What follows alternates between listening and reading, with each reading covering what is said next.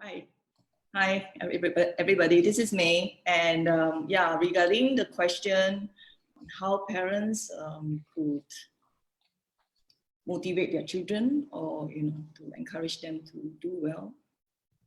From my experience, usually those who, of course, when they are very young in primary school, the parents who are helicopter will, watch them very closely and make sure, monitor them and supervise them well. That does help.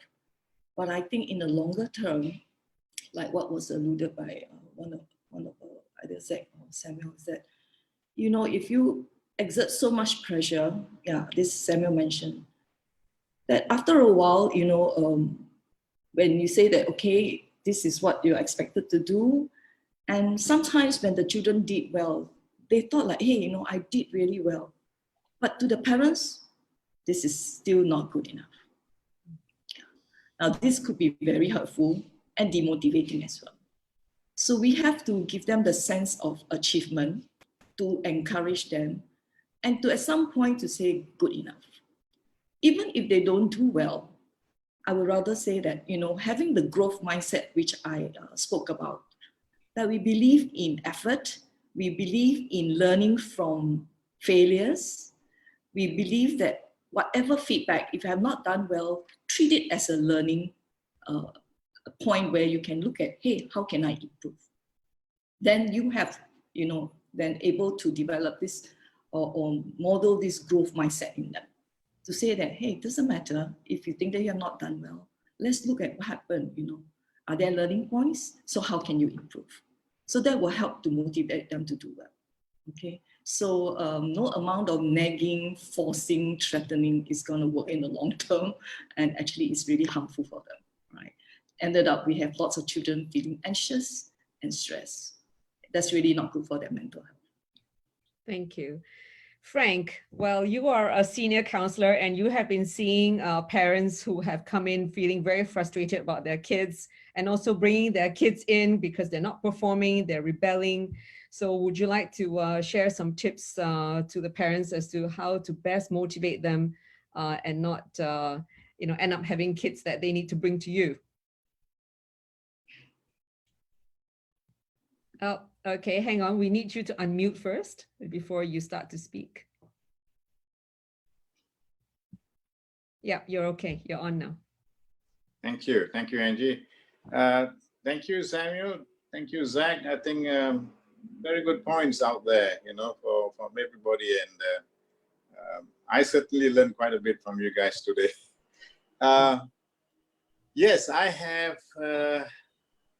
I must say it's been a humbling experience dealing with a whole bunch of parents and children over the last 4 to 5 years in Graham Center. And invariably, we get parents coming in to say, hey, I'm having a hard time with my kids, so please fix them. And instead of fixing the kid and going straight at the kid, I will normally ask the parents, why don't you come in first and let us sit down and let's have a chat. and we find out eventually that there is a lot of work that parents have to do too, to get on with their kids. One of the key things that I find parents having to do is aligning their parenting styles. Nothing can be more confusing to a kid where one parent has one style and another parent has another style. I mean, it's interesting listening to Zach, and as he was talking about how how mindfulness has helped Zach to relate to his mom and his sister. I also saw that he picked some things probably from his dad too, because his dad was equally as cool in this relationship with the rest of the females in the household. So I think parents aligning parenting styles is very important to the kid. Not that you have to be exactly the same, but I think it helps if the child knows that, when it comes to boundaries, there's going to be one standard, and that's not going to be two. And when it comes to dealing with your emotions, you can approach both, and they will be there for you. So children see parents as an entity as versus just mom or dad, although both have got their own specific skills given their DNA to deal with the children. So I think that's to me one of the things that has come to me when I work with the parents, and getting them to agree about the styles and how they should deal with the children becomes quite a challenge sometimes, because a lot of parents have been parented by their parents in a particular way, and they see their success in life as an endorsement on what their parents did to them, and so they want to perpetuate the same thing. But times have changed. And sometimes we have to acknowledge that, hey, maybe my partner has a better style, and acknowledge that and support that, and then try and emulate that. And I think that understanding between parents is very important. The second point I'd like to mention is the need for parents and children to understand that this is a relationship. And if there is a problem in the household, especially with the child, the problem does not belong to one or the other. It belongs to everybody. And so we need to try and solve it together. For parents and children, I think they need to understand that this relationship is not about the other person behaving in a manner to keep the next person happy. Because behaviors are only a personal thing, only you can control your own behavior. So in a relationship, both the parent and the child have to understand what are they doing to grow that relationship? What are they contributing to that relationship to grow it? As versus, I'm telling you to do this, you must do that, otherwise I'm going to be very angry with you. And children have expectations of their parents too. So rather than have expectations of their behavior, we should look at, okay, I have this relationship with my mom or my dad. What am I going to do to help it grow, right? How am I going to contribute towards it?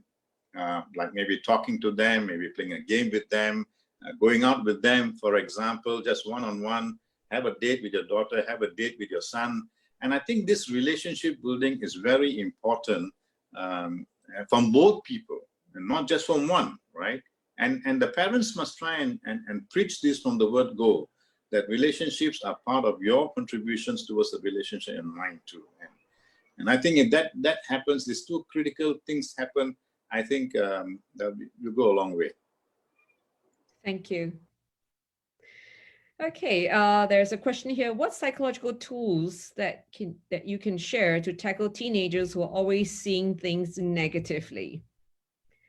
May, would you like to give that a go? All right.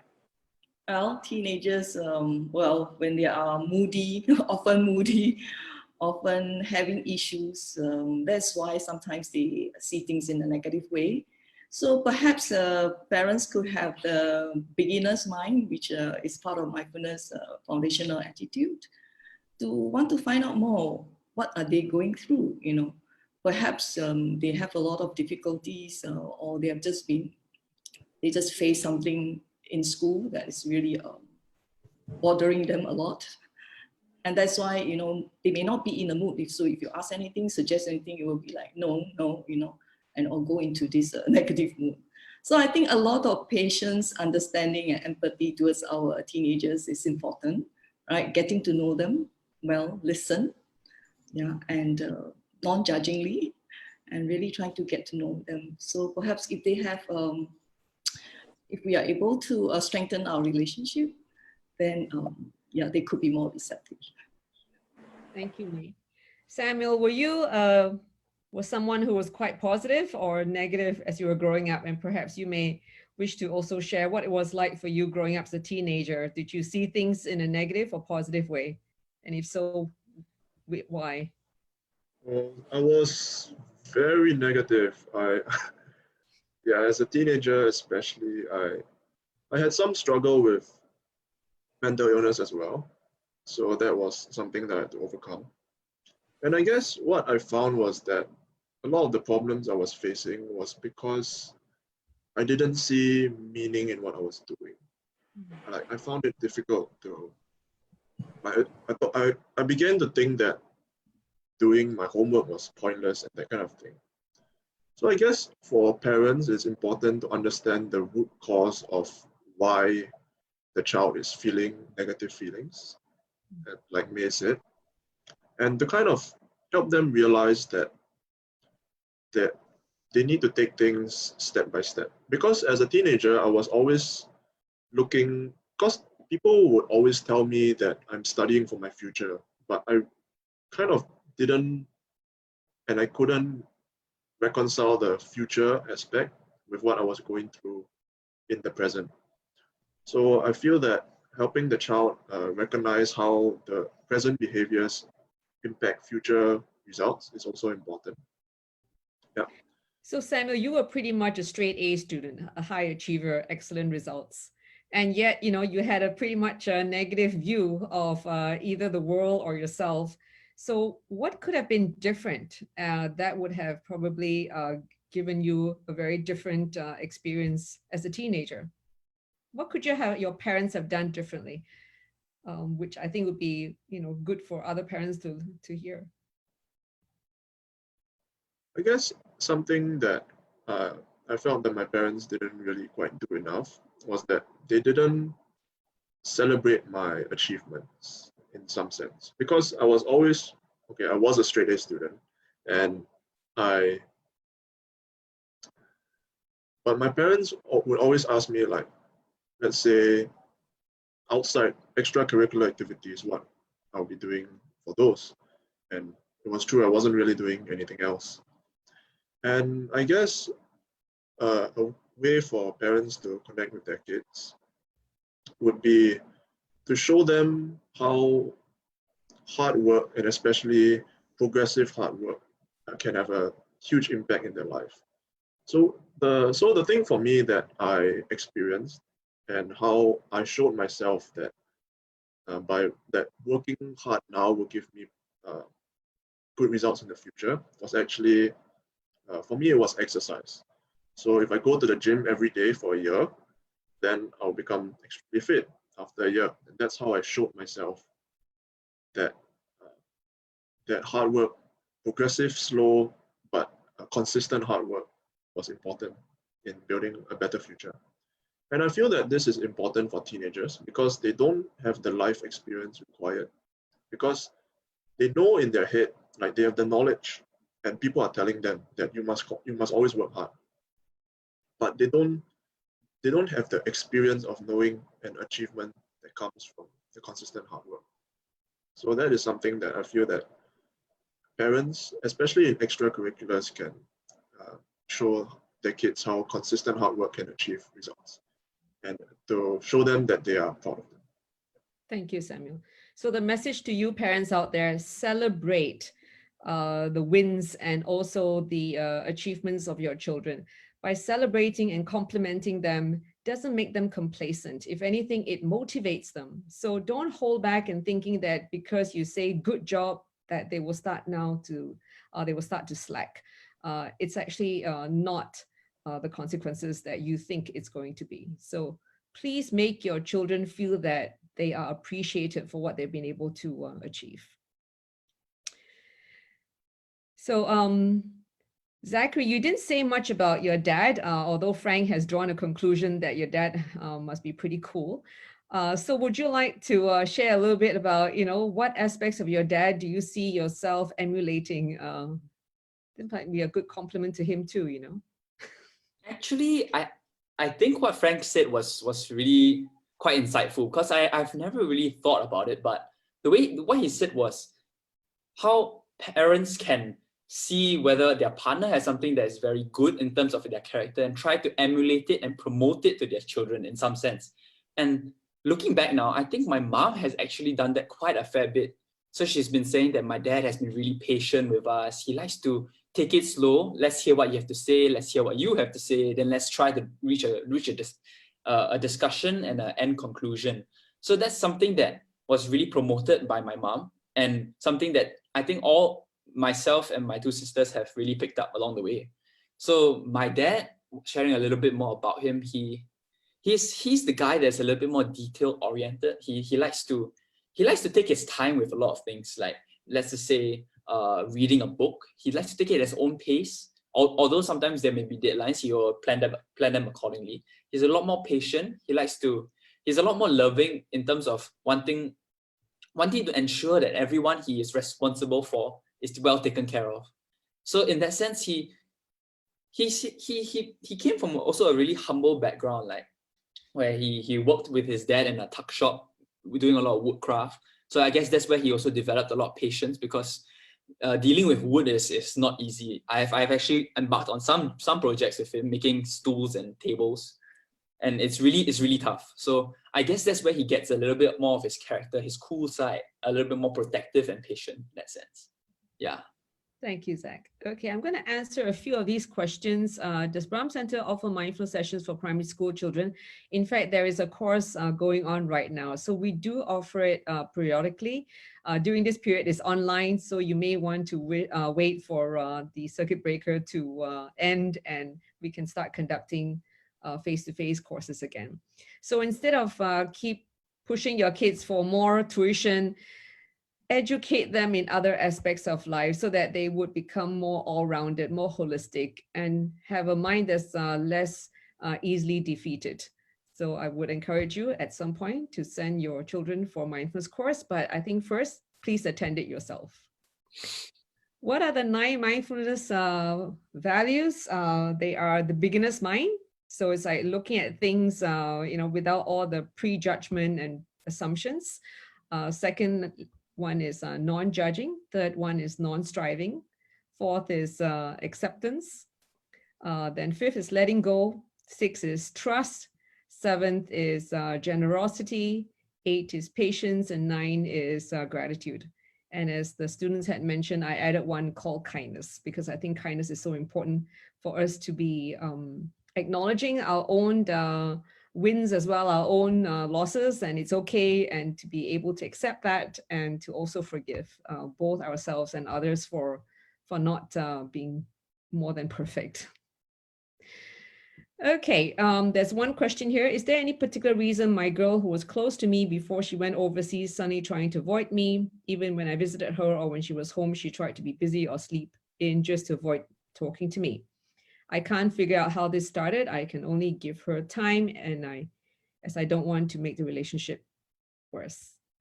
So Frank, would you like to say a few words in response to this? Apart from, I think she needs to come and see you. Because there's no magic answer in one line to be able to give you a good sense of what is happening. I think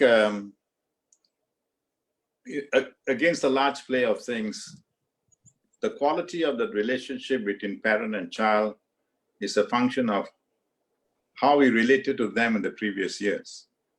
And my firm belief is, if you want to influence your child, you got to relate to them well. And so the early years are the founding years, up to about 13, 14, they are the founding years. And in most cases, we are controlling our kids right up to about the age of 13, most of the time. And kids just like us, from the time they're baby, they don't like to be controlled. And they will listen because they know that their survivability and the continuity depends on you, until they get old enough, and then suddenly, as you say, the brain start working and kicking in. Then they say, now I can try something on my own. And that's when the pushback comes back. And when the pushback comes in, then it's going to strain the relationship for a few years. Not only for that, the child is also beginning to go through that stage of development where they are exercising their own independence, their confidentiality, their privacy, everything else. They want to be their own person now. And if they felt that they were not there, and then they went overseas and they suddenly found overseas a new way of discovering myself, they're going to come back and they're going to try and continue that. But then they have this challenge. Am I coming back to a home where I'm expected to be in a certain way when I've now discovered myself to be new and different? That is where the tension comes in, right? Because overseas education and overseas exposure is so different from what we exercise on our children here in Singapore, or even the Singapore environment. So I would say, if she is kind of being a bit distant from you and you can't communicate, give it patience. A lot of patience required here. Don't push the matter. Do what you can to relate to her as a mom, but No more disconnecting habits like complaining, nagging, and threatening or punishing. No, none of those. Just accept her for who she is. Just learn how to listen to her more, ask questions and listen to her more, trust her and respect her. And I think it will come around. But she has to come around herself. Yeah.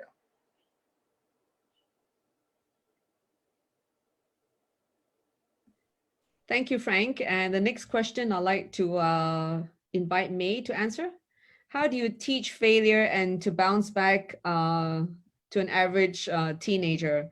Well, May used to teach at a very high-performing school, so, and also well, not non, but less high-performing schools. So May, would you like to answer that? Yes, I think failure is so important for, all of us to grow.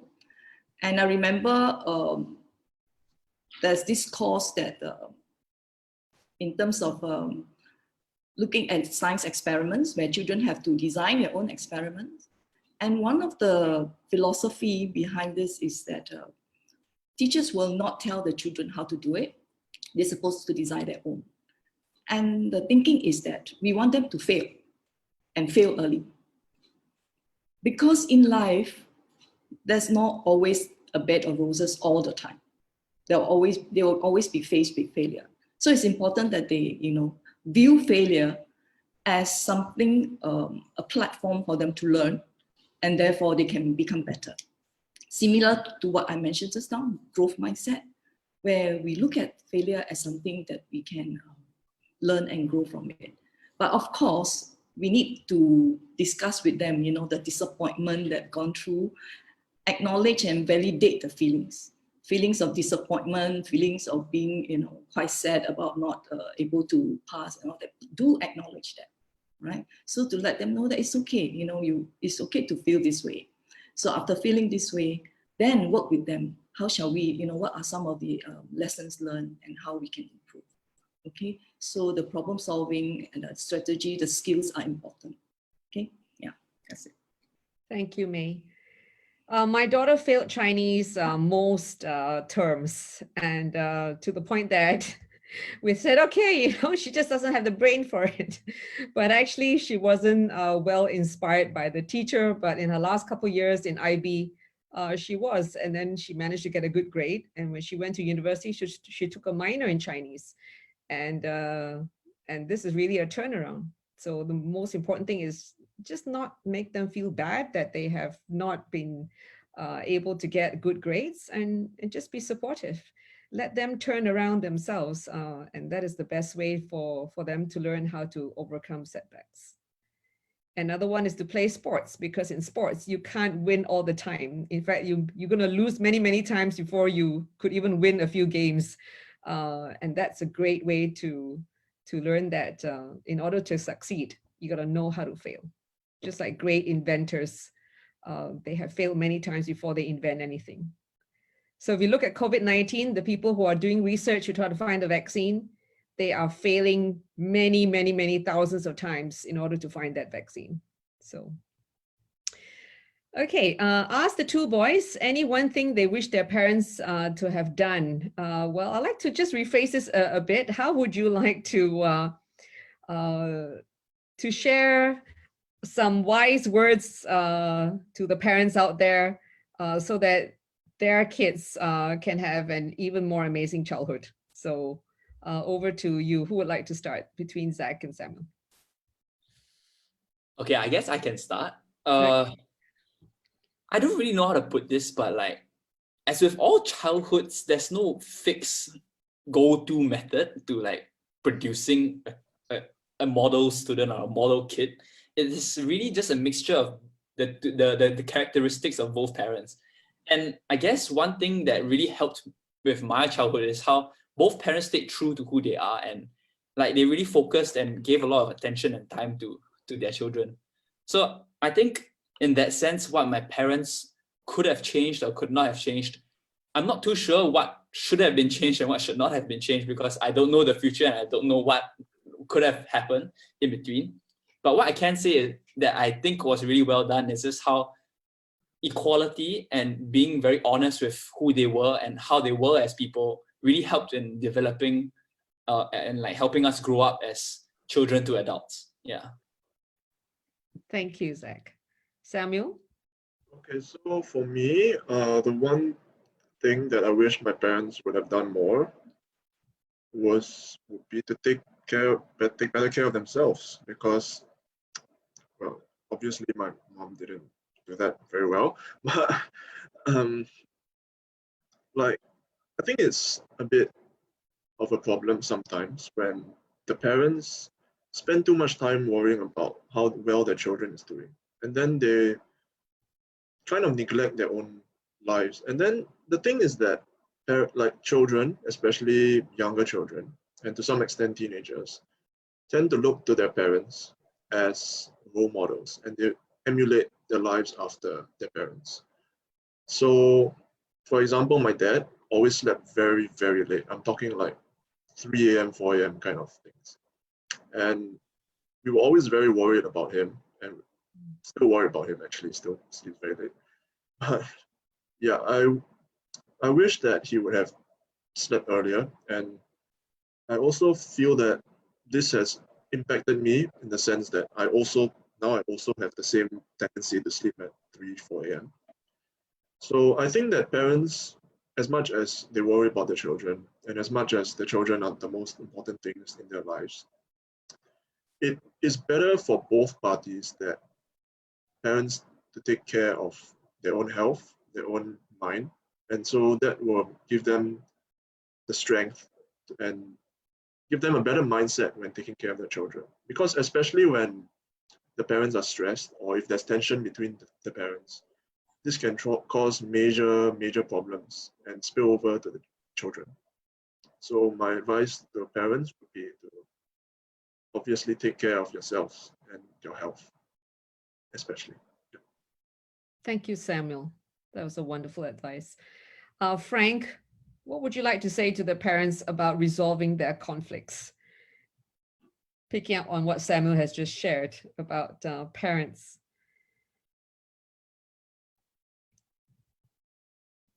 Oh, please unmute yourself. To the parents, come home in time and top up your love tank. Keep that relationship hot. The children want to see you still falling in love more and more as the years go by. And there cannot be anything more important than that for the household. For the father-mother relationship to be solid. And from that, everybody is at peace. Father and mother is very happy, and they can deal with the children and all the stresses that come with that. And my only point is time. The four-letter word. You need to find the time for each other, and you need to find the time for your children. So working too long, too hard, late into the night, not caring for yourselves, physically, mentally, is not going to work in the long run. Thank you, Frank. May, there's a question here which I'd like to invite you to answer. I have missed the growing up years with my child. How can I now bridge the gap?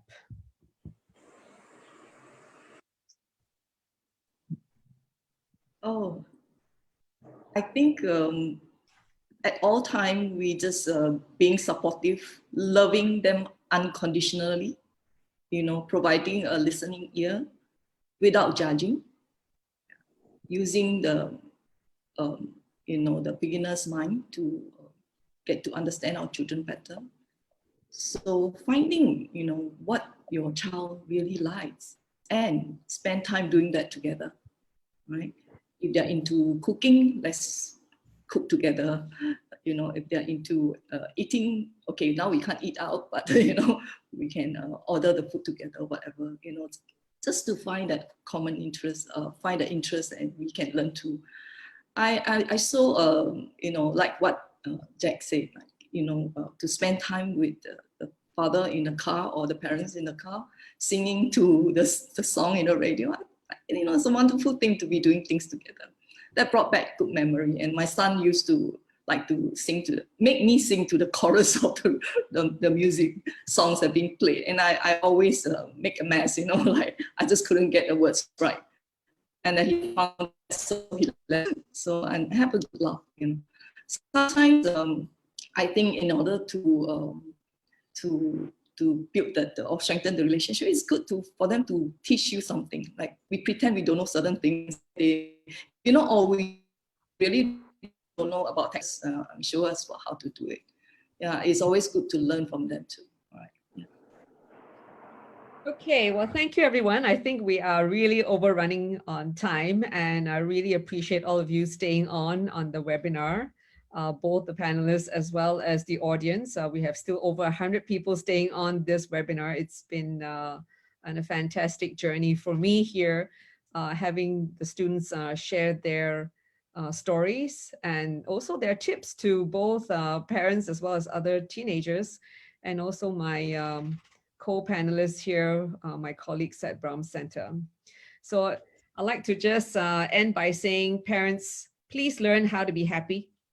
Because if you have a lot of money, you have a big house, but you don't know how to be happy, your children will be very confused as to what they are working for when they see you coming home miserable and being miserable with each other. So please find that the formula for your happiness to return. And please see our counselor if you would like to have some facilitation to flush out the blockages in the communication and rebuild your marriage, so that your children will have very good role models to emulate when they get married too. And join me at Mindfulness at Sunset on Monday, Wednesday, Friday, Tuesdays and Thursdays by my colleague. So we have lots of programs, so please take advantage of them. And next Sunday, we will have 2 other students. They will have also incredible stories to share, Marissa and also Daniel. So I hope to see all of you again next Sunday. And thanks again, Zach and Samuel. Bye, everybody. Bye-bye.